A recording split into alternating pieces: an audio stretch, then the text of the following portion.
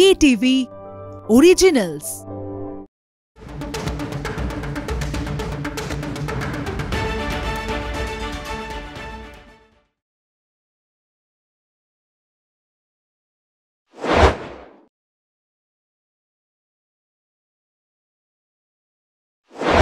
শুরু করছি আজকের stadium bulletin, co presented by Jack olive oil, powered by SNU এবং co powered by Campa energy, একই সঙ্গে আমাদের গিফট পার্টনার অ্যাশিওর।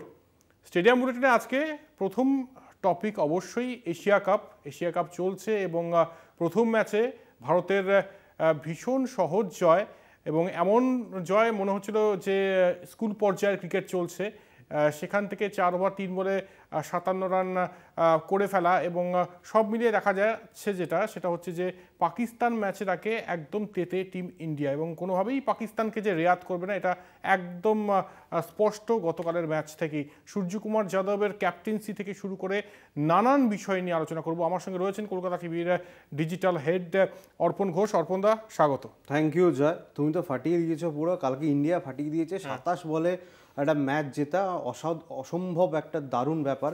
এবং পাকিস্তান ম্যাচের আগে এরকম যদি জয় আসে তাহলে তো আর বলাই যায় না যে কীরকমভাবে টিম ইন্ডিয়ার এনার্জি এখন রয়েছে, যে আমাদের ক্যাম্পা এনার্জি যেমন রয়েছে আর কি পিছন দিকে দেখা যাচ্ছে। এবং সবচেয়ে বড় কথা হচ্ছে বোলিং মানে অনেক বিতর্ক হয়েছিল, জানি না হয়তো ইউএর এগেনস্টে এরকম বোলিং নিয়ে হয়তো কেউ কিছু বলছে না, হয়তো বড় ম্যাচের ক্ষেত্রে বোলিং নিয়ে কী হবে, কী কম্বিনেশন হবে।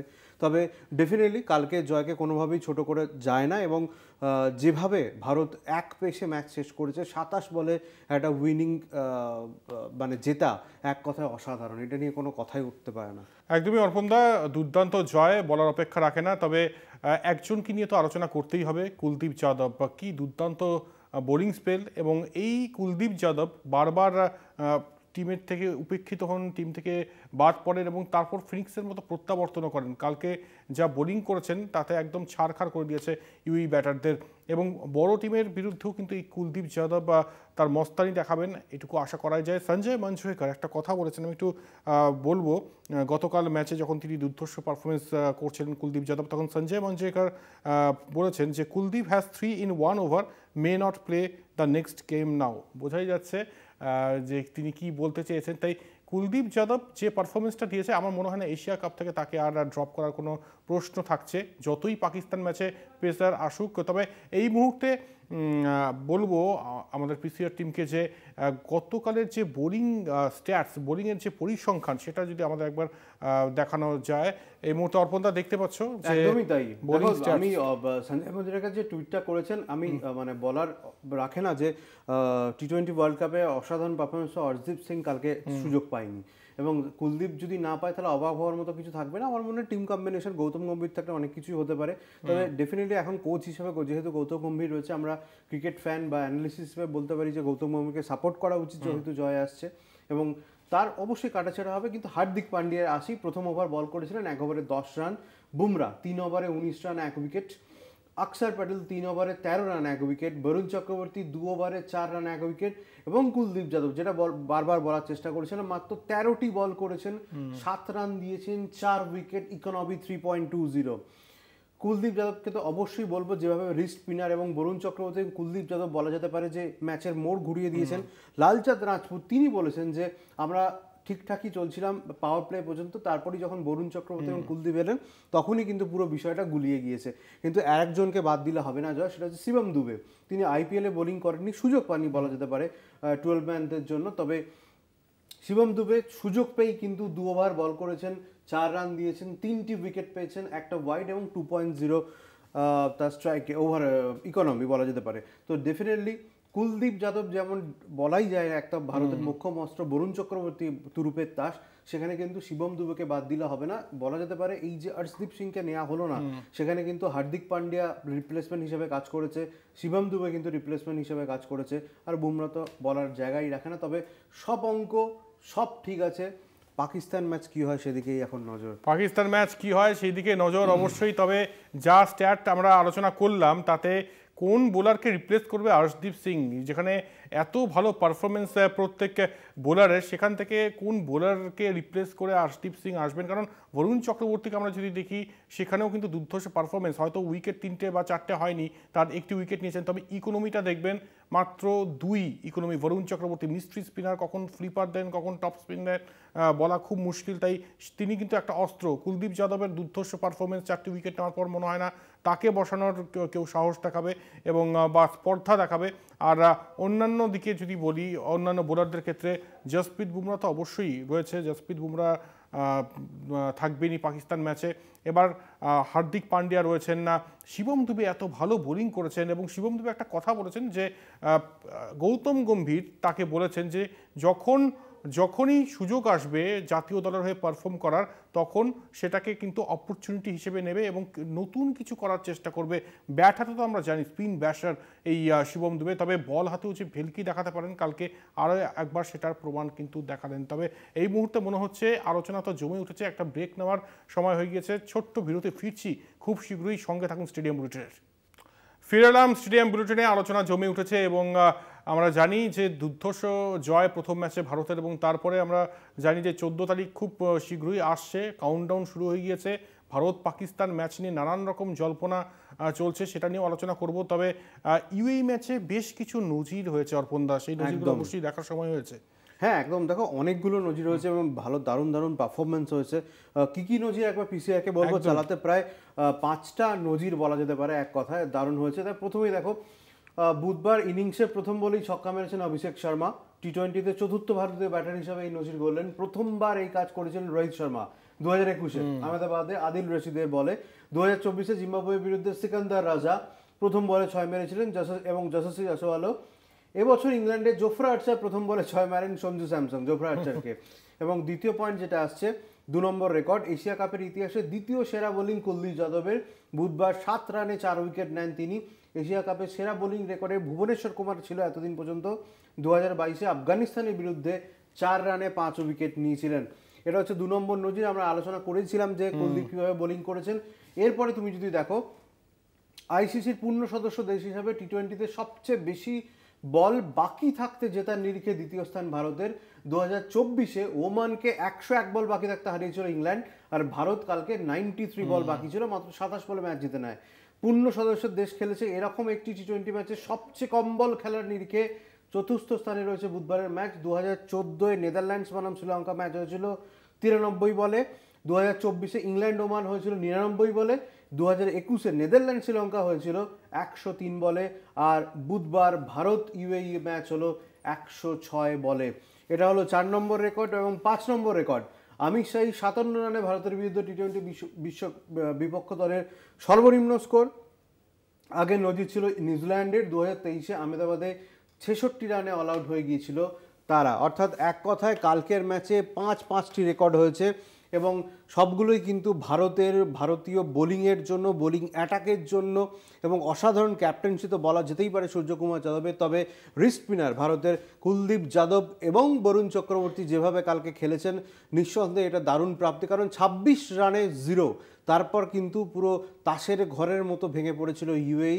এবং শিবম দুবের যোগ্য পারফরমেন্স, জসপ্রীত বুমরা তো ছিলেনই, সব মিলিয়ে অক্ষর প্যাটেলও ছিল, সব মিলিয়ে বলা যেতে পারে ভারতীয় বোলিং কার্যত ধ্বংস করে দিয়েছে আমির শাহীর ব্যাটিং লাইন আপকে। একদমই, আমির শাহীর ব্যাটিং লাইন আপকে ধ্বংস করে দিয়েছে। তবে দলটার নাম আমির শাহী, 14 তারিখ যে দলটা খেলবে তার নাম পাকিস্তান, তাই দুটো দল কিন্তু দুরকম আকাশ এবং পাতাল। যদিও পাকিস্তানের সেই কৌলিন্য নেই যেটা আগে ছিল একটা সময়, তা সত্ত্বেও এই ম্যাচটা কিন্তু অন্যভাবে দেখছে পাকিস্তান। এবং ইন্ডিয়া পাকিস্তান মানেই এখন কিন্তু একেবারে কি বলবো, মাঠে লড়াইটা অন্য রকম, অন্য পর্যায়ে হবে। আমরা জানি যে মাল্টি ন্যাশনাল টুর্নামেন্ট এবং একই সঙ্গে আইসিসি ইভেন্ট ছাড়া কোনো রকমভাবেই ইন্ডিয়া পাকিস্তান দ্বিপাক্ষিক সিরিজ হবে না, না ইন্ডিয়া পাকিস্তানে যাবে, না পাকিস্তান ইন্ডিয়াতে আসবে।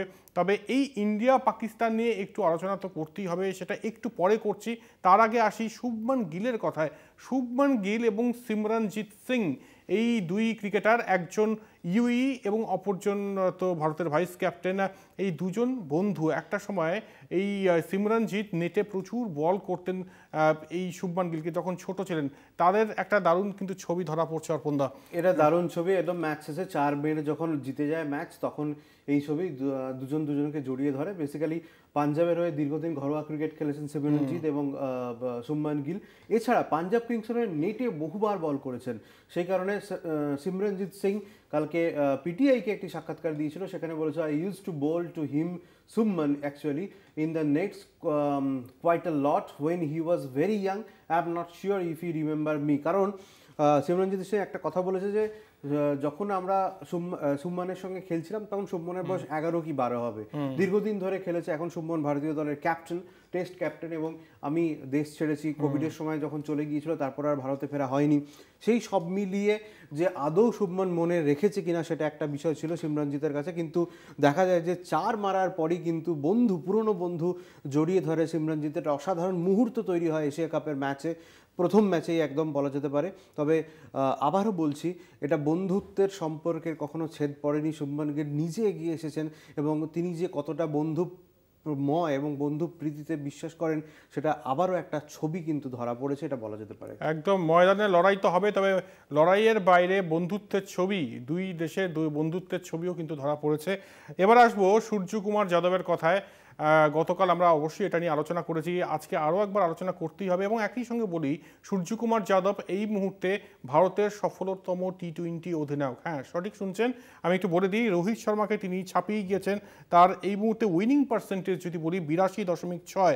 সূর্যকুমার যাদব যে আগামী টি-20 বিশ্বকাপে অধিনায়কত্ব করবেন সেটা নিয়ে কোনো সন্দেহ নেই, দুর্দান্ত অধিনায়ক এবং মিস্টার 360 ডিগ্রি। তবে কালকে অন্য পরিচয় দিয়েছেন সূর্যকুমার যাদব, যেটা এক সময়ের হ্যান্সি ক্রোনিয়া হোক বা যারা এইরকম ক্রিকেটীয় স্পিরিটে বিশ্বাসী, হ্যান্সি ক্রোনিয়া একবার মনে পড়ছে টাইটান কাপে 96-এ সৌরভ গাঙ্গুলির রান আউট, বিতর্কিত রান আউট, এবং তারপর সৌরভ গাঙ্গুলিকে ডেকে আনেন।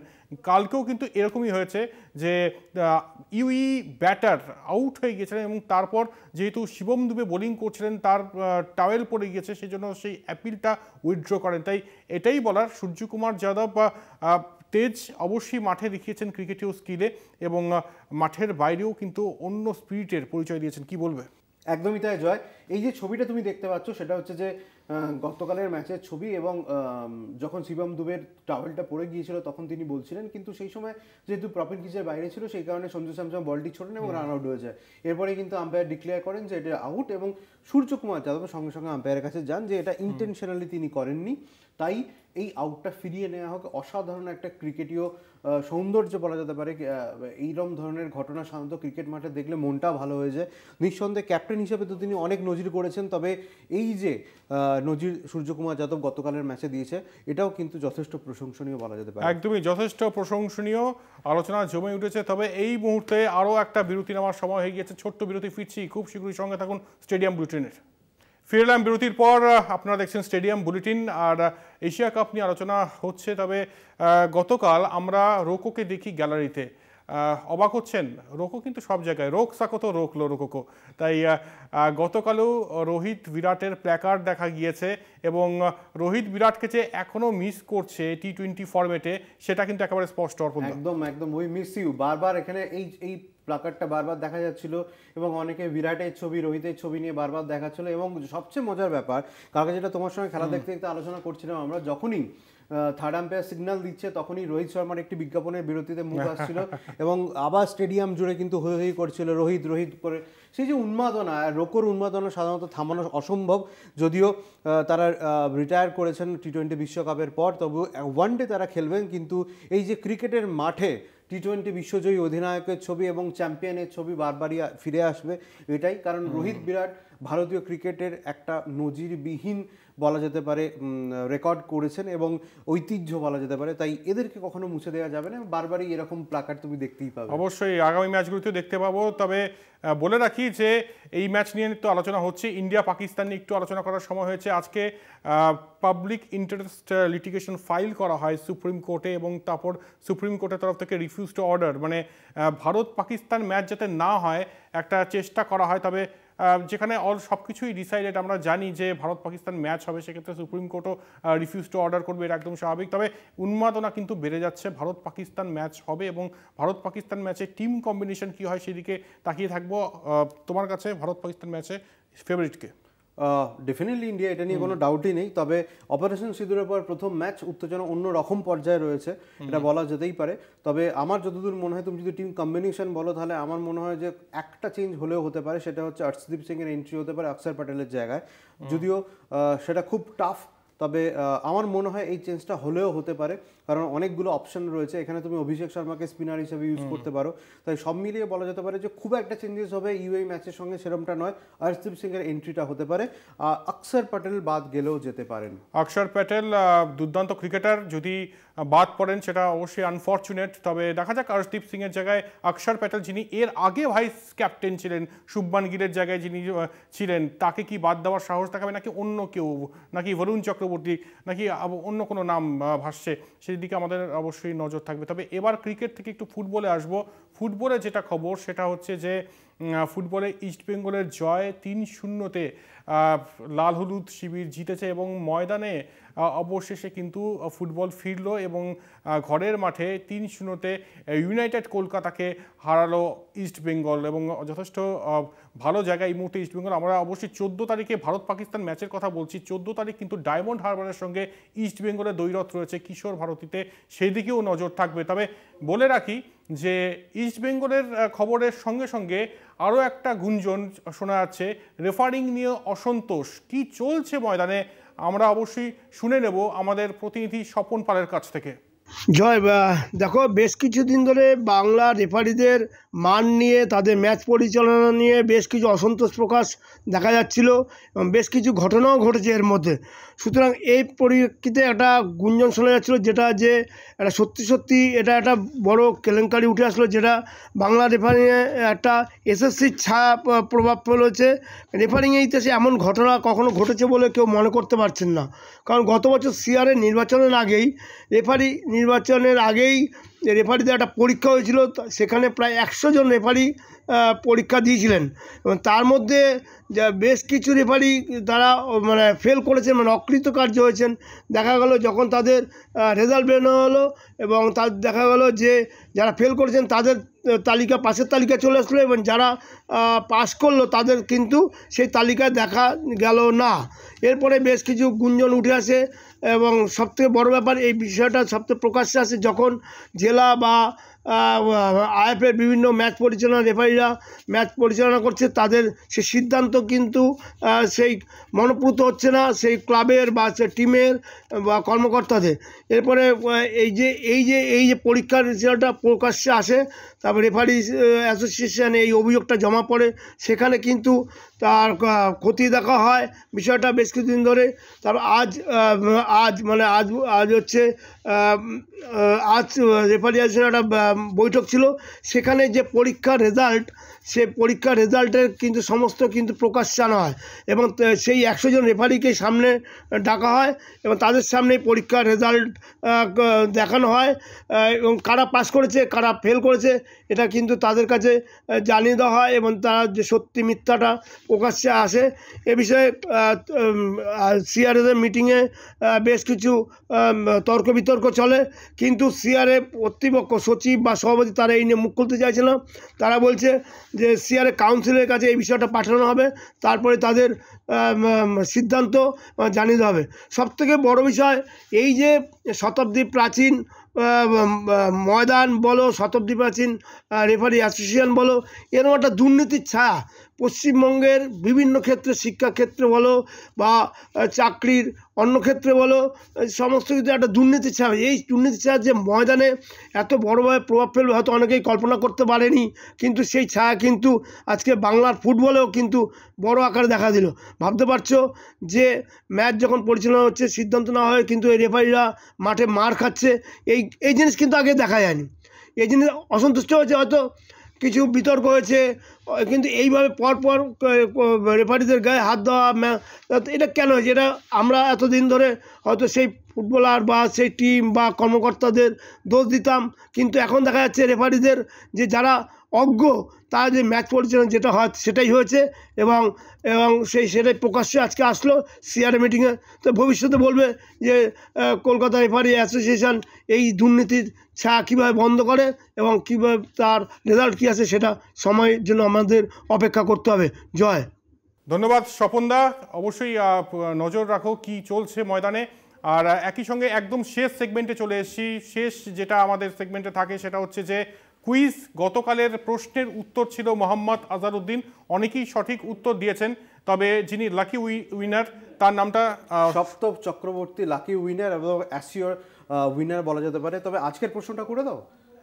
একদমই সপ্তক চক্রবর্তী উইনার। আজকের কুইজের কোশ্চেনটা করে ফেলি। একদম একদম। আজকের যে কোশ্চেন সেটা হচ্ছে যে আপনারা নিশ্চয়ই পঙ্কজ রায়ের নাম শুনেছেন, মানে এই জেনারেশন শুনেছে কিনা আমার জানা নেই, তবে যারা ক্রিকেট নিয়ে রিসার্চ করেছেন তারা অবশ্যই পঙ্কজ রায়ের নামের সঙ্গে পরিচিত। পঙ্কজ রায় এবং ভিনু বাঙ্কাদের একটা পার্টনারশিপ অবশ্যই আপনারা জানেন, 413 রানের পার্টনারশিপ নিউজিল্যান্ডের বিরুদ্ধে মাদ্রাজে। সেই পার্টনারশিপের পরেও পঙ্কজ রায়ের একটা আক্ষেপ ছিল। কি আক্ষেপ, কেন সেই আক্ষেপ ছিল পঙ্কজ রায়ের, শেষ করতে হচ্ছে এখানে। অনেক অনেক ধন্যবাদ যারা যারা আজকে স্টেডিয়াম বুলেটিন দেখেছেন। ধন্যবাদ অবশ্যই আমাদের ডিজিটাল হেড অর্পণ ঘোষকে। শেষ করছি এখানে আজকের স্টেডিয়াম বুলেটিন এবং অবশ্যই চোখ রাখুন কলকাতা টিভিতে রাত দিন 7 দিন।